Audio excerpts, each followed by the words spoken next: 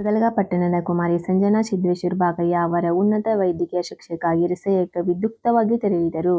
ಸದಲಗ ನಗರದ ಸೂರ್ಯಪಾಲಿ ಕ್ಲಿನಿಕ್ ಆಸ್ಪತ್ರೆ ಖ್ಯಾತ ಡಾಕ್ಟರ್ ಸಿದ್ದೇಶ್ ಬಾಗಯ್ಯ ಅವರ ಪುತ್ರಿ ಕುಮಾರ್ ಸಂಜನಾ ಸಿದ್ದೇಶ್ವರ್ ಬಾಗಯ್ಯ ಅವರು ಐಷ್ಯಾದ ರಷ್ಯಾ ದೇಶದ ವಿ.ಐ.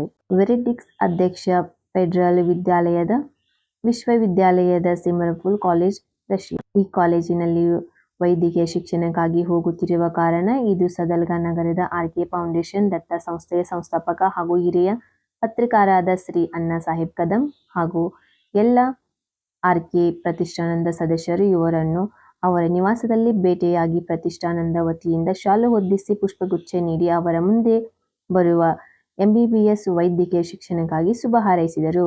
ಮುಂದಿನ ಶಿಕ್ಷಣಕ್ಕೆ ಪ್ರಗತಿ ಬರಲಿ ಎಂದು ಶುಭ ಹಾರೈಸಿದ ಆರ್.ಕೆ. ಫೌಂಡೇಶನ್ ಮತ್ತು ಎಲ್ಲ ನಿರ್ದೇಶಕರ ಮಂಡಳಿ. ಇದೇ ವೇಳೆ ಡಾಕ್ಟರ್ ಸಿದ್ದೇಶ್ವರ್ ಬಾಗಯ್ಯ ಮತ್ತು ಶ್ರೀಮತಿ ಮಾಣಿಕ್ಯ ಬಾಗಯ್ಯ ಅವರನ್ನು ಸಂಸ್ಥೆಯ ಪರವಾಗಿ ಅಭಿನಂದಿಸಲಾಯಿತು.